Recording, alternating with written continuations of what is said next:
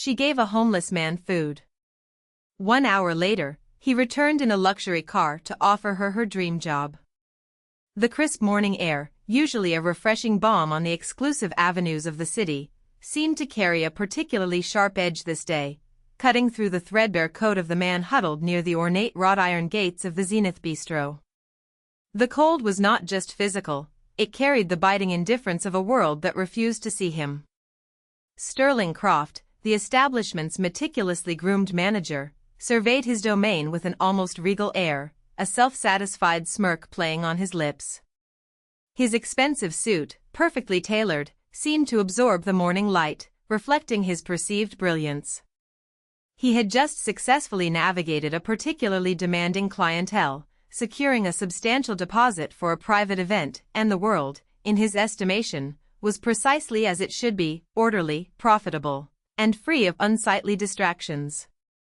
He straightened his silk tie, the expensive fabric a testament to his perceived status, and cast a dismissive glance towards the figure across the street, a man whose slumped posture and tattered appearance perfectly embodied everything Sterling loathed. Such elements, he believed, were a stain on the carefully curated urban canvas he meticulously maintained. Another day, another testament to one's own superior management, Sterling mused aloud to himself, his voice a low, self-congratulatory rumble. He savored the words, letting them echo in the quiet opulence of his mind. The riffraff kept at bay, the elite undisturbed. It truly is a delicate balance, maintaining such standards. He adjusted his cufflink, catching the glint of the morning sun. He was utterly unaware that the man he so casually dismissed, the one he considered nothing more than a stain on his carefully curated urban canvas, was, in fact, Lysander Thorne, a titan of industry, a visionary tech billionaire, and the CEO of Novice Enterprises. And Lysander, from his vantage point of calculated squalor, watched Sterling's preening performance with a chilling clarity. He had seen enough, perhaps even more than he had hoped to see. The game, as Lysander saw it, was now decisively over. The final piece of his intricate puzzle had fallen into place, and the revelation, when it came, would be as swift as it was devastating for those who had so blindly misjudged him. Lysander, his face obscured by a week's growth of beard and his usually piercing eyes dulled by a practiced vacant stare, felt a quiet satisfaction settle in his chest. He had seen enough. More than enough, in fact, to confirm his deepest fears and, paradoxically, to solidify his burgeoning hope. Sterling, with his puffed-up chest and disdainful gaze, was a perfect, almost theatrical, embodiment of the very superficiality Lysander sought to expose. The manager's sneering pronouncements, once delivered to the disguised billionaire just hours prior, still echoed in Lysander's mind, each word a cruel confirmation of the rot at the heart of the city's elite. He remembered the sharp, venomous tone, the way Sterling's lip had curled in disgust. A blight on the scenery, Sterling had spat, his voice laced with venom. Do you think this establishment is a charity? Move along, you're scaring away my clientele. Such words, Lysander knew, were not merely directed at a man pretending to be homeless, they were hurled at an entire segment of society, deemed disposable, invisible, and utterly worthless. The dismissal was absolute, the contempt palpable. The irony of Sterling's blissful ignorance was a bitter, yet potent, flavor on Lysander's tongue. Here stood a man who believed himself to be at the pinnacle of society, entirely oblivious to the fact that the very individual he had so contemptuously discarded held the power to unravel his entire existence. The world, in Sterling's limited view, was a hierarchy he had successfully climbed, leaving others beneath him in the dust. But Lysander Thorne understood that true power lay not in accumulation, but in discerning character, in wielding influence not for personal gain, but for global good. He had been searching for a conduit, a true leader for his grandest vision, and he had found his key, not in the opulent boardrooms or glittering galas, but in the most unexpected of places, offered by the most unassuming of hands. The stage was set, the unwitting actors were in position, and Lysander, the director of this peculiar drama, was ready to draw the curtain. Lysander Thorne was a name synonymous with innovation, wealth, and undeniable success. At 45, he had built Novus Enterprises from a modest startup into a sprawling global tech empire, revolutionizing everything from sustainable energy solutions to advanced AI, from precision agriculture to accessible medical diagnostics. His net worth was astronomical, his influence far-reaching, and his personal life, to the outside world, seemed to be a perfect tapestry of lavish parties, philanthropic galas, and high-profile connections. Yet, beneath this gilded surface, Lysander harbored a profound and growing disillusionment. The higher he climbed, the more he witnessed a chilling uniformity among the elite, a pervasive superficiality, an insatiable self-interest, and a transactional approach to every human interaction. Friendships were alliances, generosity was a tax write-off, and compassion was a performative act for the cameras. It was a world of carefully constructed facades, where authentic connection withered and died. His faith in humanity, once robust and idealistic, began to erode with each carefully choreographed charity event and each empty promise from a powerful peer. He observed how easily wealth could corrupt, how it could build walls of indifference, and how it could blind even seemingly good people to the struggles of others. He saw colleagues donate millions to grand causes, only to treat their domestic staff with contempt or exploit their overseas factory workers, turning a blind eye to the very issues their philanthropy supposedly addressed. He encountered a constant stream of individuals who sought to ingratiate themselves with him, their smiles too wide, their flattery too effusive, their eyes always calculating what they could gain. He felt like a walking ATM, a powerful chess piece in a meaningless game of status, never a human being genuinely valued for who he was. The loneliness of that realization, despite being surrounded by sycophants, was a heavy burden. The breaking point had come several months prior, during a particularly ostentatious charity auction held in a sprawling, marble-clad ballroom overlooking the city skyline. The bidding for a rare 16th-century astronomical clock, purportedly for a children's hospital, escalated into a bitter personal rivalry between two billionaires, both known for their cutthroat business practices. The air in the room was thick with tension, not genuine benevolence. The item ultimately sold for an exorbitant sum, but as Lysander was leaving, he overheard the victor, a man he had once considered a friend, boast to his cronies about how he had stuck it to his rival, barely mentioning the children's hospital at all. A crude, triumphant laugh had followed, devoid of any genuine joy or satisfaction for the cause. It was a stark, nauseating revelation of the true motivations at play. This was not philanthropy, it was a game of ego and one-upmanship, disguised as benevolence. It was a grotesque parody of compassion. Lysander left that night with a cold certainty: he could not trust anyone within his immediate circle to truly understand or lead his burgeoning vision for genuine global change. They were too deeply enmeshed in the very system he sought to challenge. His ambition was not merely to donate money, for he had seen how easily money could be mismanaged, siphoned off, or used to maintain a status quo rather than disrupt it. He understood that true change required more than just financial injection, it required fundamental shifts in perspective and approach. Lysander envisioned a philanthropic initiative that would truly empower communities, providing sustainable resources, education, and opportunities that fostered self-sufficiency, rather than creating perpetual dependence.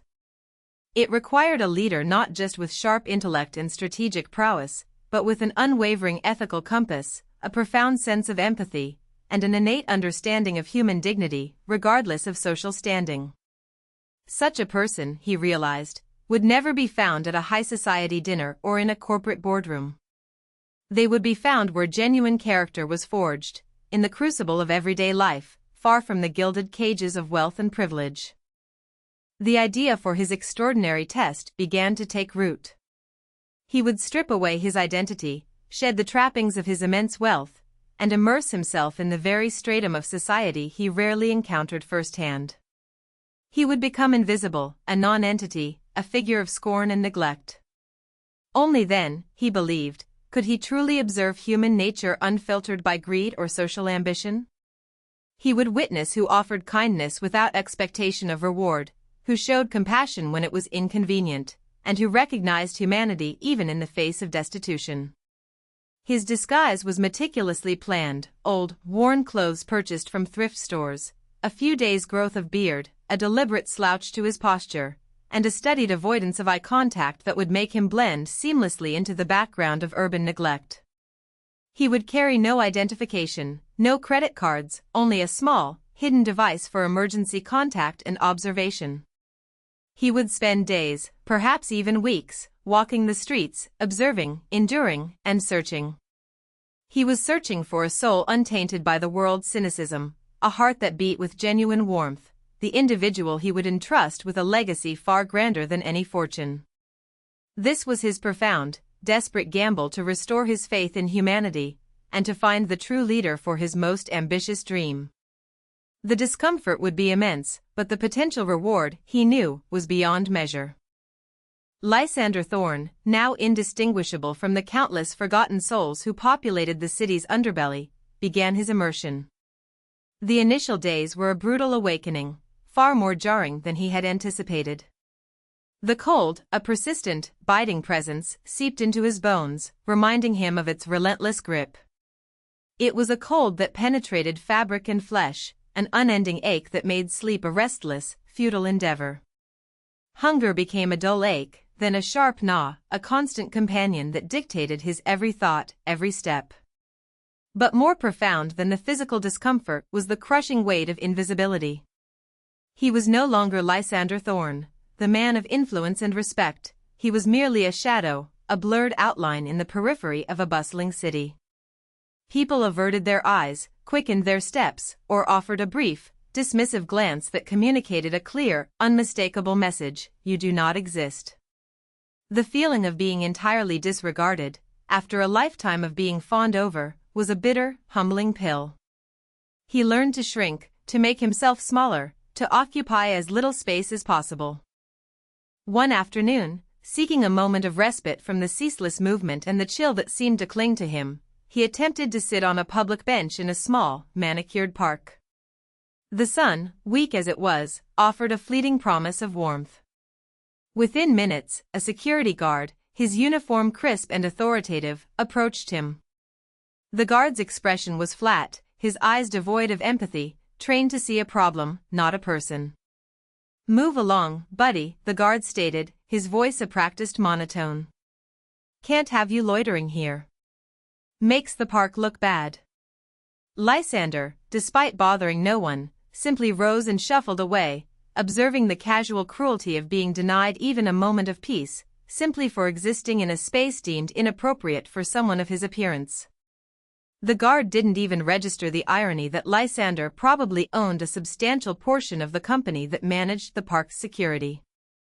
It was a small, everyday interaction, but it spoke volumes about how a segment of society was systematically pushed to the margins, denied basic dignity. His encounters with Sterling Croft, the manager of the Zenith Bistro, became a recurring motif of the experiment, almost a morbid fascination for Lysander.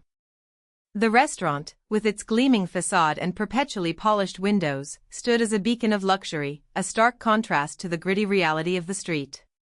Lysander, driven by a strategic imperative to observe the elite at their most unguarded, often positioned himself within sight of the establishment. He wanted to see how the carefully constructed world of wealth truly functioned, unmasked by his presence as a peer. The first direct interaction was predictably damning, a perfect encapsulation of the superficiality he sought to expose. On a particularly warm day, Lysander's throat was parched. The relentless walking, the dry, cold air, had left him deeply dehydrated. He approached the outdoor seating area of the Zenith Bistro, where Sterling was orchestrating the placement of several affluent patrons, his smile wide and unctuous for them. "Excuse me," Lysander rasped, his voice rough from disuse and dehydration, the words feeling foreign on his tongue. "Could I trouble you for a glass of water?" Sterling turned, his expression initially one of professional geniality for his customers, which quickly curdled into one of profound disgust as his eyes registered Lysander's appearance. His perfect smile vanished, replaced by a sneer. "A glass of water?" Sterling scoffed, his voice rising in pitch, drawing the attention of a nearby couple, who immediately looked away, uncomfortable. "Do you think this is a soup kitchen? This is the Zenith Bistro, a place of refinement, not a public trough. You are a blight on the scenery, an absolute affront to our esteemed clientele. Get out of here before I call the authorities. You're scaring away my business." He gestured wildly with a manicured hand, his face contorted in a sneer of pure contempt. Lysander simply nodded, a slow, deliberate movement, and turned away, the words echoing in his ears, each one a fresh indictment of the man's character. The couple Sterling was seating exchanged uncomfortable glances, but said nothing, quickly averting their gaze as if witnessing something they shouldn't have, but dared not challenge. Hours later, Lysander was still within sight, huddled in a doorway, observing the comings and goings. He watched as Sterling, now engaged in a conversation with a fellow manager, pointed discreetly in Lysander's direction. "Honestly, it's a constant battle," Sterling complained, his voice carrying on the breeze, dripping with self-pity. "They breed like rabbits, these people. No respect for private property, no sense of decorum. It's a miracle we keep this place looking as pristine as it does with this element lurking about." His colleague offered a sympathetic nod, a shared understanding of their burden. Lysander observed the casual dehumanization, the ease with which Sterling dismissed an entire group of people as an element, a pest. It was not just disdain, it was an active hatred for anything that threatened his carefully constructed illusion of perfection and control. These repeated encounters solidified Lysander's conviction: Sterling Croft represented everything that was wrong with the world he sought to change. He was a perfect, if unwitting, symbol. Then, just as the last rays of the sun began to paint the sky in hues of orange and purple, casting long, distorted shadows across the street, a different kind of shadow approached him. Her name was Ilara Vance. Ilara was a quiet testament to resilience. Her days were a relentless cycle of low-paying jobs, a barista in the early mornings, her hands stained with coffee grounds, a cleaner in a busy office building during the day, her back aching from scrubbing floors, and sometimes, a late-night shift at a convenience store, her eyes heavy with fatigue. Her apartment, a tiny studio on the edge of the city, was a sanctuary of meticulously organized clutter, every inch utilized, every belonging cherished, each one having a story of hard-won acquisition. She struggled constantly, every penny accounted for, often sacrificing her own comfort, forgoing a warm drink or an extra hour of sleep, to send a little money back to her aging parents in the countryside, their calls a constant, gentle reminder of her responsibility. Her clothes were worn, but impeccably clean, her hair pulled back in a practical, unadorned ponytail. She carried the quiet fatigue of someone who worked tirelessly, yet her eyes, though often weary, held a spark of gentle empathy, a fundamental warmth that even the city's harshness could not extinguish. She had noticed the man huddled in the doorway earlier that day as she hurried between her jobs. A fleeting pang of sympathy had pricked at her heart, a familiar ache she often felt when encountering the city's forgotten. But her schedule, as unforgiving as her finances, had allowed her no time to act. All day, however, his gaunt face and silent stillness had lingered in her mind, an unshakable image. It was the kind of nagging thought that wouldn't let her rest. On her way home after her second shift, the thought still gnawing, she had stopped at the grocery store, carefully selecting ingredients for her own meager dinner. As she walked, the image of the man returned, more vivid this time, his stillness a silent plea. She knew what hunger felt like, what it was like to be ignored, to feel the cold stare of judgment. A sudden, determined resolution formed in her mind, a quiet rebellion against indifference. Instead of making her usual simple meal, often just rice and a few vegetables, she decided to make something a little more substantial, a little more comforting. She bought a small packet of minced meat, some fresh vegetables, and rice, a minor extravagance for her, a careful calculation against her weekly budget, but one she felt compelled to make. Back in her small kitchen, she meticulously prepared a warm, savory stew, the aroma filling her tiny apartment with a comforting warmth that momentarily chased away the day's chill. It was a simple dish, but made with care, with the intention of offering true nourishment, something more than just sustenance. With the warm container carefully wrapped in a clean cloth, she retraced her steps back to the bustling street where she had last seen the man. He was still there, a solitary figure against the encroaching twilight, seemingly smaller than before. She approached him slowly, cautiously, her movements deliberate, not wanting to startle him. She did not pity him. She simply recognized a fellow human being in need of a kindness, an act of shared humanity. "Excuse me," Alara said softly, her voice gentle, not loud or demanding attention, barely rising above the city's hum. She knelt slightly, placing the warm container on the pavement beside him, her eyes meeting his for a brief moment. Lysander, caught off guard by the unexpected warmth and lack of judgment in her gaze, felt a jolt. Most people avoided eye contact, looked away, or looked through him. She sought it, met his gaze without flinching. I made too much dinner," she continued, a small, genuine smile gracing her lips, a hint of shyness in her demeanor. "It's a warm stew. Please, have it. It's still hot." She didn't offer money, which could feel like charity, like a transaction. She offered food, prepared with her own hands, as if sharing a meal with a friend. It was an act of quiet solidarity, not condescension. Lysander looked at the container, steam still rising faintly, then back at her. Her eyes held no pity, no disgust, only a quiet, unassuming kindness that cut through the layers of his practiced cynicism. The contrast with Sterling's earlier venomous outburst, his dehumanizing words, was so stark, so profound, it stole his breath. He had endured hours of scorn, of being treated as less than human, and here was a woman, clearly struggling herself, offering him a warm meal, meticulously prepared, with a gentle dignity that honored him, not shamed him. He slowly reached out, his hand trembling slightly, and took the container. The warmth of the plastic against his cold fingers was a shock. "Thank you," he rasped, the words barely audible, but filled with an emotion he hadn't felt in weeks, genuine gratitude, a raw, unexpected surge of human connection. Alara nodded, her smile unwavering, a silent acknowledgement of his thanks. "You're welcome," she replied, and then, with a quiet wave, she turned and walked away, disappearing into the evening crowd, her silhouette quickly swallowed by the twilight. She left Lysander with the warmth of the food, and more importantly, the profound warmth of her unexpected, unconditional compassion. In that moment, Lysander knew. A truth settled deep within his being, undeniable and profound. He had found her. The rare, genuine soul he had been desperately seeking to entrust with his philanthropic vision. His long, arduous search, filled with disappointment and despair, had finally yielded its priceless reward.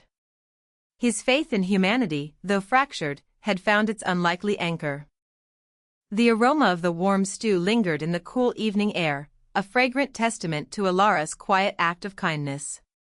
Lysander ate slowly, savoring each spoonful, not just for the sustenance it provided, but for the profound humanity it represented. It was a meal that nourished his soul as much as his body, a balm to the weeks of physical discomfort and emotional desolation. As Alara disappeared into the bustling street, a sense of clarity washed over Lysander. His mission was complete. The answer had been delivered not by power or prestige, but by a simple, pure heart. The path forward, once shrouded in doubt, was now brilliantly illuminated. He retreated to a secluded alleyway, his movements no longer those of a weary, defeated man, but of one charged with renewed purpose, a subtle spring in his step. From a hidden pocket within his tattered coat, concealed beneath layers of worn fabric, he extracted a small, secure satellite phone, a device designed for untraceable, high-priority communication. His fingers, now accustomed to the cold, moved with practiced precision, dialing a number committed to memory. He wasn't just calling for a car, he was initiating a meticulously orchestrated sequence of events that would culminate in a seismic shift for several unsuspecting individuals. He called his executive assistant, Ms. Albright, a woman of unflappable efficiency and razor-sharp intellect. He gave precise instructions, dispatch his personal legal team and his head of security to a specific location, the Zenith Bistro, with the utmost discretion and urgency. He specified the vehicle, his personal, custom-built Rolls-Royce Phantom, a statement in itself, and one that would speak volumes to those who understood its silent language of power. The tone of his voice, though low, carried an undeniable authority that Ms. Albright knew well. The game was about to shift dramatically. The following morning dawned, clear and sharp, washing the city in a crisp, almost surgical light. The Zenith Bistro was bustling, its polished surfaces reflecting the morning light, the air thick with the aroma of freshly brewed coffee and gourmet pastries. Sterling Croft, impeccably dressed in a new, even more expensive suit than usual, custom-tailored to perfection, moved through the restaurant with his usual air of self-importance, a conductor in his personal symphony of service. He micromanaged waiters with sharp, whispered commands, adjusted table settings with a flick of his wrist, and cast critical glances at anything he deemed less than perfect. He had a major event scheduled for the evening, a high-profile corporate dinner for a notoriously demanding tech firm, and he was determined that every detail would be flawless. He occasionally glanced out the window, a flicker of satisfaction crossing his face as he noted the absence of the undesirable element from the previous day. He had almost forgotten the encounter, dismissing it as a minor annoyance, easily swept away and forgotten in the grand scheme of his success. Elara Vance, meanwhile, was on her way to her cleaning job, her usual route taking her past the Zenith Bistro. She was tired, having pulled an extra shift at the convenience store late into the night, her muscles aching with the cumulative fatigue of her life. She carried a small, worn bag, her lunch packed within, a simple sandwich and an apple. As she walked, she absently wondered if the man she had given the stew to had eaten it all, if he was warm enough, if he had found somewhere safe to sleep. Her thoughts were simple, selfless, still lingering on the quiet act of compassion from the night before, a small comfort in her otherwise demanding routine. Then, the serene hum of the street was pierced by the deep, resonant purr of a powerful engine. It was a sound that commanded attention, a rumble of quiet luxury. A sleek, obsidian-black Rolls-Royce Phantom, its chrome gleaming like liquid silver, glided silently to a halt directly in front of the Zenith Bistro's ornate entrance. It was a vehicle that commanded attention, an undeniable statement of immense wealth and influence that seemed to hum with suppressed power. Heads turned on the sidewalk. Conversations inside the restaurant paused, forks suspended mid-air as patrons stared. Sterling Croft, drawn by the sudden quiet and the unusual presence of such a magnificent vehicle, strode to the window, a look of intrigued curiosity on his face. He smoothed his jacket, a practice gesture of readiness, preparing to greet a new, undoubtedly important, patron. He imagined the substantial tip. The chauffeur, a man in a crisp, dark uniform, opened the rear door with a precise, almost ceremonial movement. From within the luxurious interior, a man emerged. He was tall, impeccably dressed in a custom-tailored dark suit that seemed to mold to his powerful frame, his silver hair perfectly coiffed, catching the morning light. His face was clean-shaven, revealing sharp, intelligent features, a strong jawline, and eyes that, now clear and piercing, scanned the street with a quiet intensity, then settled directly on the Zenith Bistro. It was Lysander Thorne. The transformation was absolute, breathtaking. The weary, disheveled figure of yesterday was gone, replaced by an aura of undeniable power, authority, and an almost chilling composure. Sterling's jaw dropped. His eyes widened, first in confusion, then in a dawning, sickening horror that spread through him like a cold contagion. He stared at the man, his mind struggling to reconcile the two images, the homeless vagrant he had so cruelly dismissed, and the formidable billionaire now standing before his restaurant, radiating an aura of untouchable power. It was impossible. It had to be a trick of the light, a cruel joke, a figment of his overstressed imagination. His carefully constructed world began to fissure. Lysander took a slow, deliberate step towards the restaurant, his gaze fixed on Sterling, a silent, unyielding judgment in his eyes. Behind him, two figures emerged from a second, equally luxurious car, a stern-faced woman in a sharp business suit, clutching a leather brief, her expression one of utter professionalism, and a burly, silent man with an earpiece, his watchful eyes scanning the surroundings, Lysander's legal counsel and head of security. The air crackled with unspoken tension, a palpable sense of impending reckoning. Mr. Croft, Lysander's voice, deep and resonant, cut through the hushed silence of the street, carrying an undeniable gravitas. It was the same voice, yet utterly transformed, no longer raspy but imbued with an authority that left no room for doubt, no space for misinterpretation. "Do you recognize me?" Sterling stammered, his carefully constructed composure shattering like fragile glass. A cold sweat broke out on his brow. "Sir. Mr. I don't understand. This is impossible." You were, he gestured vaguely with a trembling hand, unable to form the words, his mind a whirlwind of panicked denial. His face, usually so composed and arrogant, was contorted in a grotesque mask of disbelief and fear, a stark reflection of his internal turmoil. Lysander's expression remained unyielding, a chilling blend of purpose and profound disappointment. "Yesterday, Mr. Croft," he began, his voice calm but laced with an icy precision that pierced the very core of Sterling's being, each word a scalpel incision, "I was merely a blight on your scenery. I was the element you so desperately wished to keep from scaring away your clientele. I was the man you refused a glass of water, deeming this establishment not a public trough. Each phrase, delivered with quiet emphasis, was a hammer blow to Sterling's ego, recalling his every act of contempt, every dismissive gesture, every sneering word. The memories, once so easily cast aside, now returned to haunt him with devastating clarity. Sterling's face turned ashen, draining of all color. He swayed slightly, gripping the doorframe for support, his perfectly manicured hand trembling uncontrollably. The weight of his own words, now thrown back at him by a man he had so utterly, catastrophically misjudged, was crushing him. His empire of self-importance crumbled. Lysander's gaze then shifted, moving past Sterling, sweeping over the astonished faces of the patrons peering from within the restaurant, their breakfasts forgotten. His eyes landed on Alara Vance, who had paused on the sidewalk, her groceries clutched in her hand, her own eyes wide with a mixture of confusion and a dawning sense of the surreal. She had heard the commotion, seen the luxury cars, and now, standing before her, was the man she had offered stew to, transformed into a figure of immense power, a titan of industry. "And you, Mr. Croft," Lysander continued, his voice now a low growl, a rumble of controlled thunder, "are merely a manager of a restaurant. A place where true character, it seems, is less valuable than polished silver. You prioritize appearances over humanity, and profit over compassion."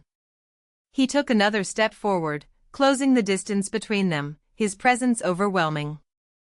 "The game, Mr. Croft, is unequivocally over. And you, it seems, have lost." The words hung in the air, a final, damning indictment. Sterling Croft, frozen in terror, could only watch as Lysander Thorne, the man he had so contemptuously cast aside, stepped past him and entered the Zenith Bistro. The entire restaurant seemed to hold its breath, a collective gasp echoing through the opulent dining room. Patrons, who had earlier been enjoying their breakfasts, now sat transfixed, their forks suspended mid-air, their conversations silenced. The owner of the Zenith Bistro, a portly man named Mr. Henderson, who had been observing the scene from a discreet distance, rushed forward, his face pale with alarm. He had recognized the Rolls-Royce, and the man emerging from it. "Mr. Thorne. What an unexpected honor." Henderson stammered, attempting to recover some semblance of control, his voice a strained whisper. He was well aware of Lysander Thorne's immense influence, not just as a billionaire, but as a major investor in several of the city's most prestigious establishments, though not, critically, in the Zenith Bistro itself. He knew that a single negative word from Thorne could cripple his business, perhaps even end his career. Lysander turned, his expression cold and unwavering.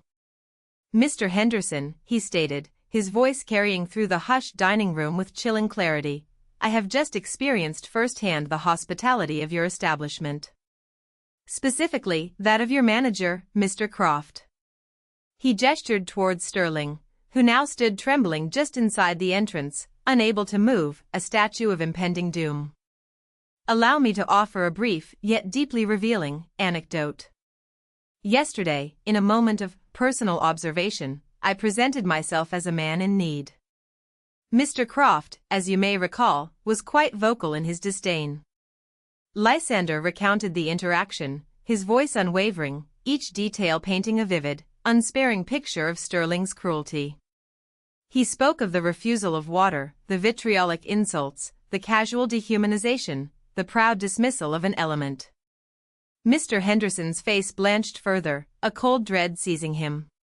He knew Sterling's arrogance, his condescending manner with those he deemed beneath him, but to this extent, and directed at Lysander Thorne? It was an unthinkable disaster, a catastrophic lapse in judgment that threatened to unravel everything he had built. Sterling, he bellowed, his voice cracking with a mixture of fury and despair, the sound echoing unervingly in the silent room. Is this true? Sterling, finally able to move, stumbled further into the restaurant, his eyes darting frantically between Lysander's unyielding gaze and his enraged boss's furious stare. Mr. Henderson, I didn't know. He looked. I thought he was just a vagrant. It was a misunderstanding. He attempted to plead, his voice cracking, his usual haughty demeanor completely dissolved into pathetic, desperate pleas. His carefully constructed facade had utterly shattered. Lysander merely raised an eyebrow, a gesture of profound disdain that spoke volumes without a single word. A misunderstanding, Mr. Croft? Or a profound lack of character?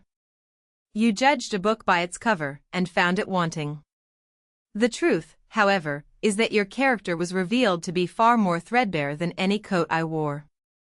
Mr. Henderson, seeing his entire reputation, perhaps his entire business, hanging by a thread, knew he had to act decisively, brutally.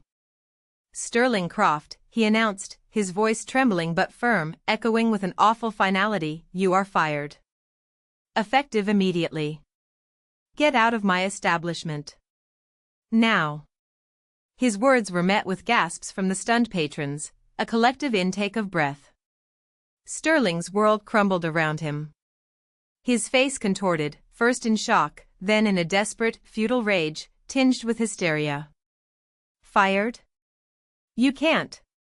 I've given you years. I built this place's reputation, he shrieked, his voice cracking with utter disbelief. But Mr. Henderson merely pointed to the door, his eyes cold and unforgiving. The head of Lysander's security, a silent, imposing figure, stepped forward, subtly indicating that any further argument would be ill-advised, a quiet promise of swift removal. Sterling, defeated, humiliated, and utterly broken, stumbled out of the restaurant, his carefully constructed life collapsing around him. He had lost everything, his job, his status, his reputation, all shattered by his own contemptible actions. The very elite he so desperately sought to impress now witnessed his public disgrace, his ignominious fall. Lysander's gaze then softened, turning from the wreckage of Sterling's career to the quiet, unassuming figure of Alara Vance, who still stood outside, her groceries clutched in her hand, her eyes wide with bewilderment and a dawning sense of the surreal. She had witnessed the entire dramatic exchange, her heart pounding with a mixture of fear and profound confusion. He walked past the stunned patrons, past the dismissed manager now disappearing down the street, and stepped out onto the pavement, approaching Alara. She took an involuntary step back, overwhelmed by the sudden attention, by the sheer power radiating from the man who had, hours earlier, been a figure of quiet destitution, a forgotten soul. Miss Vance, Lysander said, his voice now gentle, almost reverent, a stark contrast to the steel he had shown Sterling. His eyes held a warmth she recognized, a kindness that was both familiar and utterly new. Or perhaps, I should say, Alara. We met briefly yesterday. Elara could only nod, her throat tight, her mind reeling. You ate the stew, she managed, her voice barely a whisper, a thread of disbelief woven into her words. A faint, genuine smile touched Lysander's lips, a rare sight for those who knew him only as the formidable CEO. It was the finest meal I have had in weeks, Elara. Not because of its ingredients, but because of the compassion with which it was given. You, unlike so many others, saw not a problem to be avoided, but a human being in need. You offered kindness when it was inconvenient, without expectation, and with genuine warmth. That, Elara, is a rarer quality than any diamond, more valuable than any fortune. He paused, letting the profound weight of his words settle, then continued, his voice gaining a profound seriousness that commanded her full attention. My name is Lysander Thorne. I am the CEO of Novice Enterprises. For weeks, I have been searching for someone. Someone of impeccable character, profound empathy, and unwavering integrity, to lead an ambitious new global philanthropic initiative. An initiative dedicated to truly empowering communities, to fostering self-sufficiency, not just dispensing charity that can often perpetuate dependence. I have searched among the powerful, the privileged, and the celebrated. And I found my answer, not in their boardrooms, but on this very street, in your selfless act, in the simple, profound gesture of a warm meal. Elara's eyes widened further, her mind struggling to comprehend the torrent of information, the surreal reality unfolding before her. Lysander Thorne? The tech billionaire? And she had given him stew? The absurdity, mixed with the overwhelming gravity of his words, made her head spin, a dizzying blend of shock and disbelief. Elara Vance, Lysander stated, his gaze unwavering, a silent challenge and a deep respect shining within them. I am offering you your dream job. I am offering you the position of Director of the Novice Global Empowerment Initiative.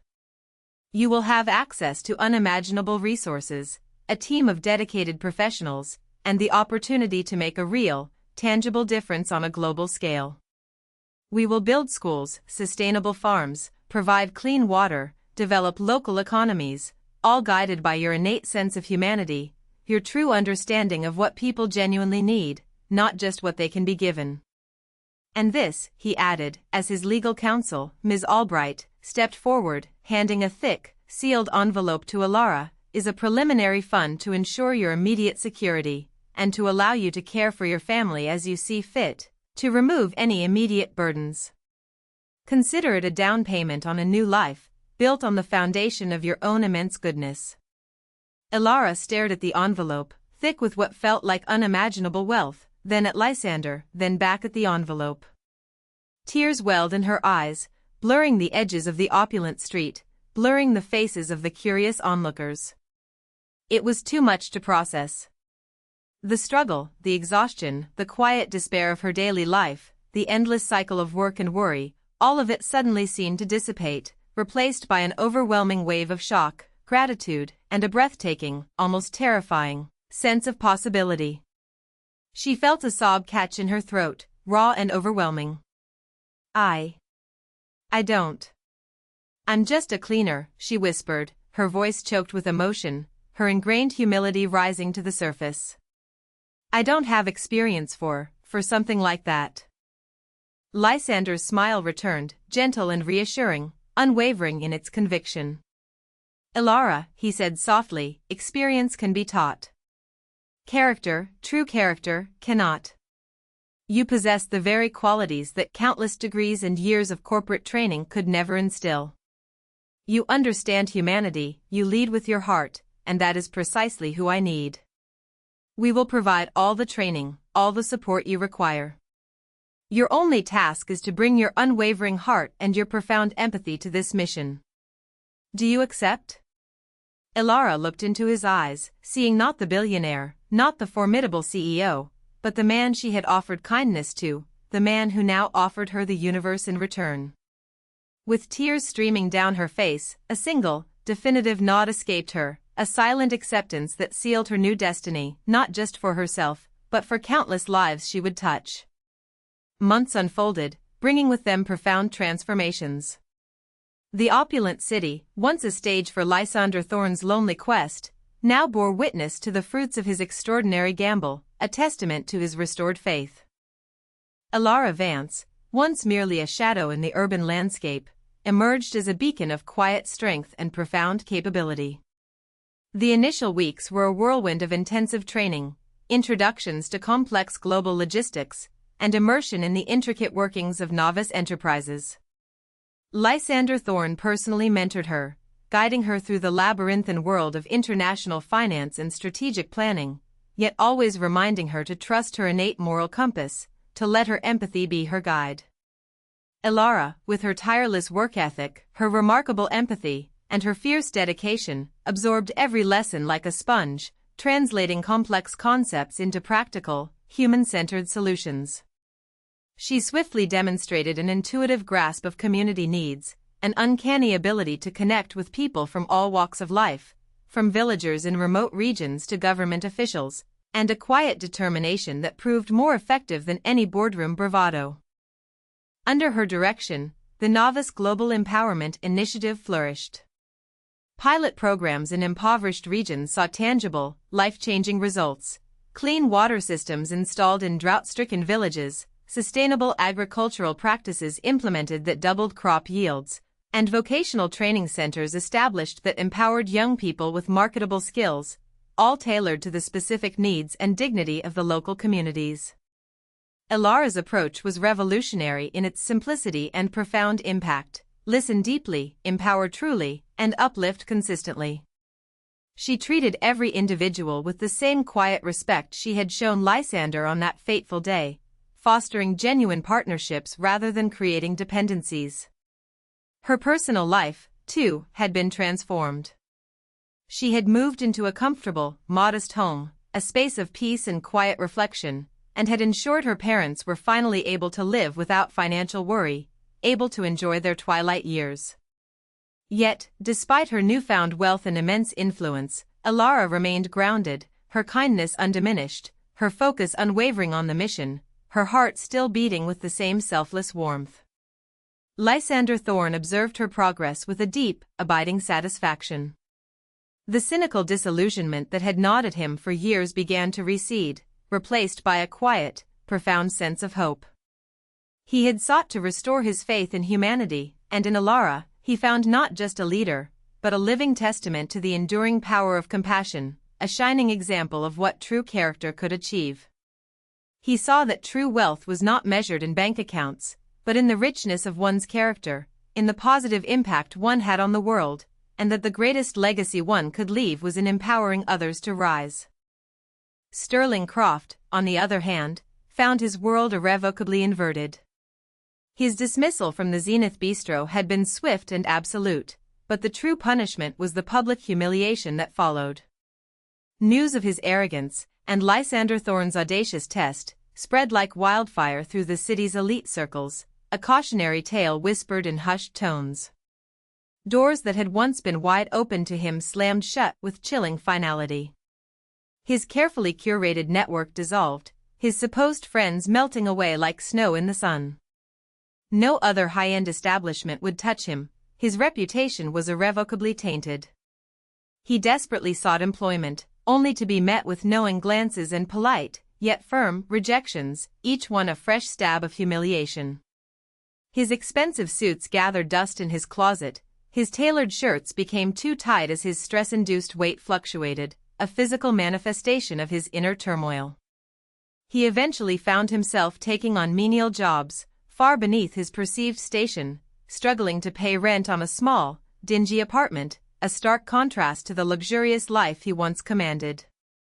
The man who had once sneered at the riffraff now understood, with bitter irony, what it felt like to be invisible, to be dismissed, to be on the receiving end of society's cold shoulder.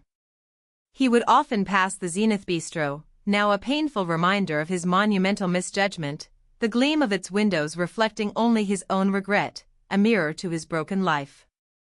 The story of Lysander Thorne and Elara Vance became a quiet legend in certain circles, a whispered testament to the unpredictable nature of fate and the profound impact of simple choices. It served as a powerful reminder that the true measure of a person is never found in their titles, their wealth, or their social standing. Instead, it is revealed in the quiet moments, in the spontaneous acts of empathy, and in the unwavering commitment to human dignity when no one important is watching. For it is in the deepest shadows, when all external markers of success are stripped away, that the true light of character shines brightest.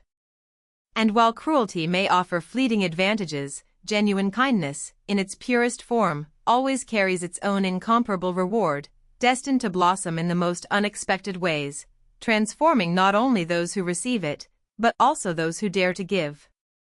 If you enjoyed this story of unexpected twists and profound lessons, be sure to like this video, subscribe to our channel, and turn on notifications so you don't miss our next tale of human nature and the surprising turns life can take.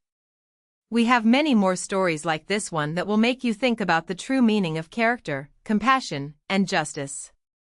Check out our playlist for more inspiring narratives. What did you think of Sterling's shocking downfall? Did he get what he deserved?